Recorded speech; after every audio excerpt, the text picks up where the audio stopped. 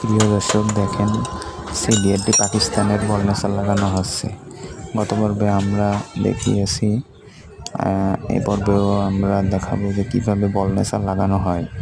এই যে দেখেন, বলনেসার খোলার একটা যে অস্ত্রই আছে অন্য রকমের দেখতে, এটা দিয়ে প্রথমে খুলে নিতে হবে। আস্তে আস্তে করে সব নামিয়ে তারপর বলনেসার লাগানো উত্তম। না হলে বলনেসার অনেক সময় সেট হয় না। সেট না হওয়ার কারণে মাঝে মাঝে অনেক শব্দ করে এবং গাড়ি এদিক ওদিক নিয়ে যায়। আপনারা দেখেন নিজের চোখেই যে কীভাবে খোলা হচ্ছে। একটা গাড়ির বলনেসার লাগাতে একজনে সম্ভব নয়, তাই সাথে একজন সহযোগীও দরকার। গাড়িটি অনেক দিন ধরে পড়েছিল, তো তার জন্য অনেক জং পড়ে গেছে।